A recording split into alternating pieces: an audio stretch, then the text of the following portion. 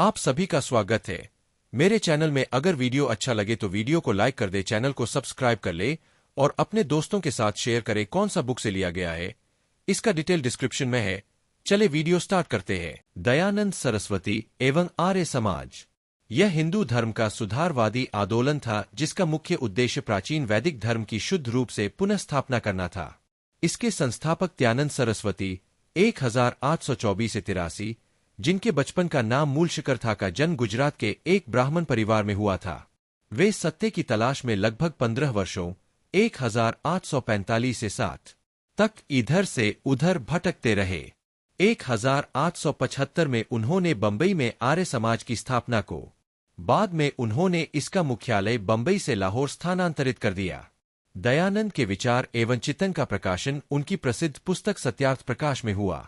दयानंद की परिकल्पना में जाति रहित एवं वर्ग रहित समाज, राष्ट्रीय सामाजिक एवं धार्मिक दृष्टि से संयुक्त भारत, विदेशी दास्ता में मुक्ति एवं संपूर्ण राष्ट्र में आर्य धर्म की स्थापना सर्वप्रमुख थी। उन्होंने वेदों को मच्चा एवं सभी धर्मा से हटकर बताया। उन्होंने कहा कि वेद भगवान द्वारा प्रेरित है और संपूर्ण ज्ञान के स्रोत है। उन्होंने उन धार्मिक विचारों को ठुकरा दिया जो वेदों के अनुकूल नहीं थे। उन्होंने नारा दिया, वेदों की ओर लौटो। दयानंद सरस्वती ने बदात की शिक्षा मथुरा के एक नेत्रहीन गुरु स्वामी विरजानंद से ग्रहण की थी। वेदा को उन्होंने सर्वश्रेष्ठ बताया। उनके अनुसार सभी को व्यक्तिगत रूप से धार्मिक तर्क का मार्ग अपनाना चाहिए, क्योंकि हर मनुष्य को ईश्वरोपासना का अधिकार है। उन्होंने पुराणों जैसे प्राचीन हिंदू धर्म ग्रंथों की कड़ी आलोचना को और कहा कि स्वार्थी और अज्ञानी पुरोहितों ने पुराणों की सहायता से हिंदू धर्म को दूषित कर दिया है। उन्होंने हिंदू रूढ़िवादिता, जातिगत कठोरता, अस्पृश्यता, मूर्ति पूजा, कर्मकांड, पुरोहितवाद, चमत्कार जैसी चीजों में विश्वास, जीव हत्या, समुद्र यात्रा पर निषेध, पुरोहितों के श्राद्ध, भोजन इत्यादि की कड़ी आलोचना की। उन्होंने हिंदू धर्म की परंपरागत जाति प्रथा की भी आलोचना की तथा कहा, जाति का निर्धारण जन्म के आधार पर नहीं अपितु कर्म के आधार पर होना चाहिए। आर्य समाज ने लड़ा के विवाह की न्यूनतम उम्र 25 वर्ष तथा लड़कियों की 16 वर्ष निर्धारित की।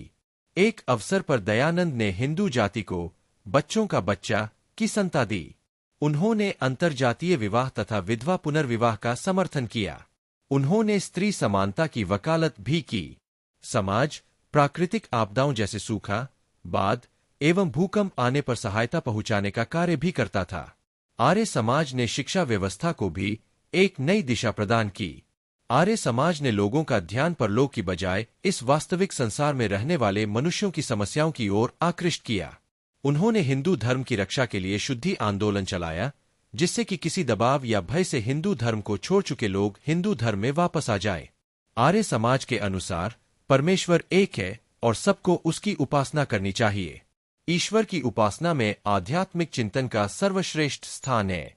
ईश्वर निराकार है और उसकी मूर्ति रूप में पूजा नहीं की जानी चाहिए। समाज ने इस बात का खंडन किया कि ईश्वर का अवतार होता है। राम और कृष्ण महापुरुष थे, न कि ईश्वर के अवतार। सभी मनुष्य उनके विचार अपनाकर और उनके मार्ग पर चलकर उनका स्थान प्राप्त कर सकते हैं। आत्मा अमर है। आत्मा द्वारा बार बार शरीर त्यागने एवं पुनर्जन्म की बात सत्य है, परंतु स्वार्थी ब्राह्मणों द्वारा इसके लिए जो श्राद्ध कराया जाता है वह निरर्थक एवं गलत है।